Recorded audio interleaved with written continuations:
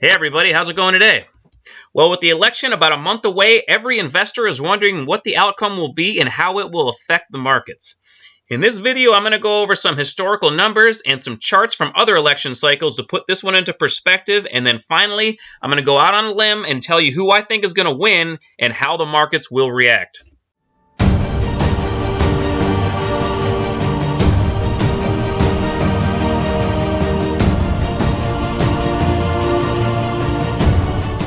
Now, before I get to the video, if you're new to my channel, I like to find short-term and long-term trading and investing opportunities in typically lower-priced stocks.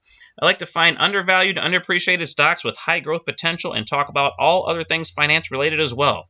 Now, if that's something that interests you, please consider subscribing to my channel so you don't miss any future trading and investing ideas.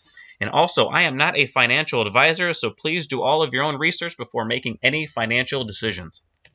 According to the 2019 Dimensional Funds Report, the market has been positive overall in 19 of the last 23 election years, going all the way back to 1928, only showing negative returns 4 times in 1932, 1940, 2000, and 2008. So that's great news for the next year, no matter who wins, right? And when you look at those 4 times the market was down, you could argue those were very unique situations and a president could have done nothing about it. In 1932, the U.S. was in the middle of the Great Depression. In 1940, the world was in the early stages of World War II, and it was certainly a very stressful time. And then we had smooth sailing going all the way up to the year 2000 when the dot-com bubble burst and we had the tech wreck, and the last being 2008 when the housing bubble caused the financial crisis. Although the market is usually up in the election year, it's typically not the strongest. When you further examine the years between elections, it becomes apparent that year 3 of a president's term is usually the strongest year for the market, followed by year 4, then year 2, and then finally the first year. Now, recent history has particularly challenged these patterns, though. During the presidencies of Barack Obama and Donald Trump, the stock market theories didn't hold up. In each of Obama's terms, the first 2 years were more profitable than the third, and for Trump, the first year was more profitable than the second, before a major surge into the third year, followed by a volatile, virus-shutdown economy that we're having right now. Now, if we take a look at the Dow Jones Industrial Average during the last 10 elections, there was volatility in the months surrounding the election day, but it usually ended higher around 6 months later, except for George Bush in the year 2000 when he inherited the dot-com bubble, and for Barack Obama in the year 2008 when he inherited the financial crisis. The first chart we're going to look at is one of Ronald Reagan's first election that occurred on November 4th, 1980, and after a choppy month or so, it eventually ended higher. Now, if we look at the beginning of Ronald Reagan's second term when he was reelected on November 6, 1984, the market chopped around for a couple of months and then eventually it rallied higher. Now, if we look at Reagan's Vice President George Bush Sr. when he was elected on November 8, 1988, the market sold off immediately and then eventually found its footing and rallied up from there. Then on November 3, 1992, George Bush Sr. was upended by Bill Clinton, thus starting the Roaring 90s, and the market was strong pretty much from the get-go. Then when Bill Clinton got reelected on November 5, 1996, the market continued its monster rally until finding some turbulence on the tail end of 1997. On November 7th of the year 2000, George Bush Jr. was elected, but his first term was pretty much DOA because of the dot-com bubble bursting, and then later when the country had to deal with 9/11, but the Dow actually held up pretty well for the first few months. On November 2nd of 2004, George Bush Jr. was reelected and the market rallied pretty much from the get-go, but later pulled back before ending the year strong. On November 4th, 2008, Barack Obama was elected, but he inherited the financial crisis, so his first few months were doomed. But then we were introduced to quantitative easing on steroids, and the markets would never be the same again. Now, once Obama got reelected on November 6th of 2012, the market sold off a little, but after that, it continued its QE rally.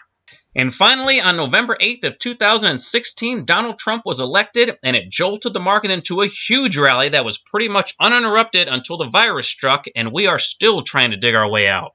So as we can see from the last 10 election cycles, the market tends to be very volatile in the days and weeks surrounding Election Day, but after that, in the months that follow, it tends to end up higher.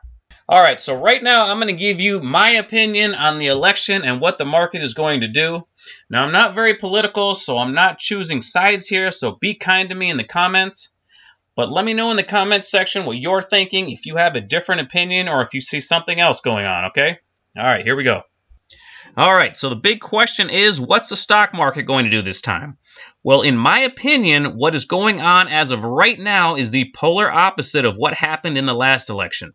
In the last election, most people, myself included, thought Hillary Clinton was going to win the presidency. The market in 2016 started down, but quickly traded back up in February and had a decent rally until about August, and then started to trend lower. The stock market has been very accurate historically at telegraphing who the next president is going to be.